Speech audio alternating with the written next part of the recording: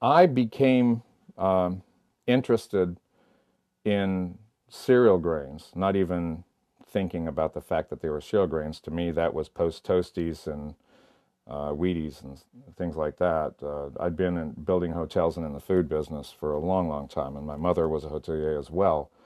But she had been raised in South Carolina, in Aiken and on Edisto Island, which is a sea island just south of Charleston, South Carolina. And I was raised in San Diego, California, with a lot of Southern cooking. My mom is a black skillet cook. That's what she grew up on. And she's also what we call Geechee, Geechee, which means rice at every meal. The first pot on the stove in the morning is rice, and it's there all day long. And my surfing buddies, when I was growing up, just thought that was the weirdest thing in the world. I took it all for granted, and then during college, sort of started sending my mother to back to San Diego grits that I'd find because I went to school in North Carolina. So I find grits, which are ground corn, that's a staple food in the southern part of the United States. I found grits, and occasionally I'd air freight some greens back if I found some really good collards, um, and field peas occasionally, biscuit wheat, specifically graham flour, because we were raised with those traditions. And she never really liked anything I sent her. And over the course of me building hotels around the U.S. and then narrowed it down to, I loved working in the South, so I narrowed it down to the South and narrowed it down to the Virginia to Georgia coastal corridor. And then I finally walked away from it. I discovered that what my mother had grown up on just wasn't there anymore, period. There was no really fresh milling of grits, which is a foodway that's very important to the South, and it's worldwide. New crop rice, uh, hand pounded by the fields and cooked immediately. We don't even have that in this country. We don't have a designation under the USDA that I know of that says new crop anything. So the concept's gone. My mother remembered all that because during the Depression in the South, everybody was growing and then hand milling their own stuff. They couldn't afford to do anything else. So if you wanted grits, you had to grind them yourself on a hand mill in the backyard, and you had to grow the corn or you weren't going to eat. So my mom, being in the hotel business, fed more people out the back door than the front door. And the back door folks were actually eating better than the front door folks, if my mom had anything to do with it. So that kind of hand food directly out of the ground is what my mother was looking for. And when I sent her these things back, they were really from the industrial age and they had no connection to artisan foods or hand foods or anything that would have to do with fresh. You know, the idea of fresh grains just is foreign today. As a point of food excellence, fresh milled cereal grains, if you want to get technical, convey a much greater flavor profile than grains that are aged up unless you know what you're doing and you can actually take the aging philosophies that happen in the Near Eastern realm all the way through Eurasia and off into China and then the islands, Japan, Korea. If you look at how those food preservation systems work with grains, that was actually being done in the South as well and is now gone. My mother actually knew about that too. So aged rice, have new crop rice on this side, being grown right where she was on Edisto Island in little patches and hand pounded fresh for the table every day. So they knocked the hulls off with a mortar and hand pound system, winnow off the hulls, and that rice would be table rice.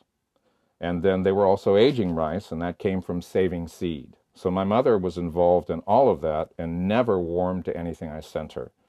So I got into Anson Mills because as we opened these historic hotels that I was working on, we needed period-specific dinners for the architecture of the hotels. Most of them were federal, national, so a few Georgian period architecture.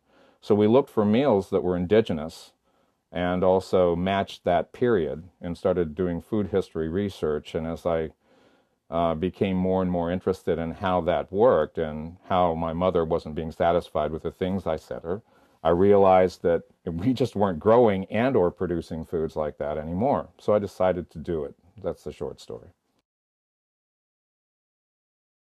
my mother was my main consultant. So I milled a lot of corn that I sourced all over the place because I figured if I started with grits, I could make it to rice because I'm a rice person and I wanted to do rice, but I knew it was nigh on impossible. No one was really growing rice for any reason but small research and or hunting in South Carolina when I started Anson Mills. The concept actually started in the early 90s, but I actually founded Anson Mills in 1998. So all during the time between the early 90s and 1998, I was actually looking for corn. I ended up chasing down bootleggers. Those are people who make liquor illicitly in the hills and valleys and out-of-the-way places in the South, and particularly in South Carolina. We have some hot spots in the center of the state and then out towards the coast and certainly in the mountains.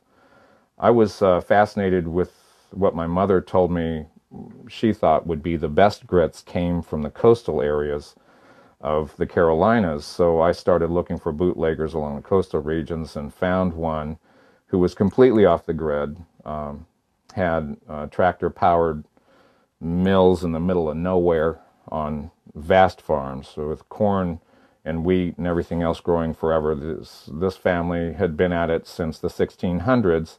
They were on the local church register, and so they'd retained every one of their foodways. They were still making all their own jams, growing grapes and making their own wine, growing their own corn, making their own grits and making their own liquor, growing their own wheat and making phenomenal graham biscuits from new crop wheat out of the field. And they had different foods for different seasons of crop harvest all year long, and everything was intertwined and everything grew together. So you didn't have field peas as field peas. You'd have field peas and corn together in the same field. You didn't grow just wheat. You grow wheat that was, say, 30 inches tall, and then you maybe grow rye above it that's 7 feet tall. Harvest the rye first, cut it high, then you cut low for the wheat. Then they have clover down here at the bottom, or winter peas, or whatever. All these are winter crops. So nobody was growing any one thing in one field. And I first saw that, I went, you can't machine this. And he said, why would we want to machine this? This is eaten food. This is not, we're not selling this off for animals. This is what we eat. This is our kitchen food. And it's the first time I'd heard anyone else talk in reality about what my mother had always said about kitchen gardens and kitchen fields. And so I stayed with that family a long time. And they gave me the starting corn that I started Anson Mills with, which is a gourd seed, which just means dent, but it's dent of a period when we didn't do a whole lot to Native American corn. So it's not much removed from what corn was there upon first contact. And in that particular way, we rediscovered the ideas of new crop, rediscovered the ideas of fresh milling, which we knew were there, but no one was doing it, and decided that there's got to be a way to distribute this and kind of violate the rules. So instead of the 20-mile radius, we picked as our kitchen population the best chefs in America, which is more like a boutique winery. And that's how Anson Mills came about. The only environment we were interested in is whether we were going to like the food. I mean, a lot. Whether it was going to be remarkable. You know, and we predicated everything only on flavor. And from flavor, which you send something to a chef that they've had, and all of a sudden they're having an epiphany. I've never tasted it like this before. Started with flavor, everything else came from it, and came from it easily. There's not one new advance except for trying to limit diesel that I can think over the last decade, since I've been doing this now 12 years, that I wasn't already doing just because we wanted flavor. Flavor equals nutrition in land, race, plant, and animal systems. If you don't have remarkable flavor, the nutrition's not there. That's how hunter-gatherers worked. You know, taste it, then make it taste better, and if it tastes better, it's better for you. That's a fundamental from antiquity for all of mankind.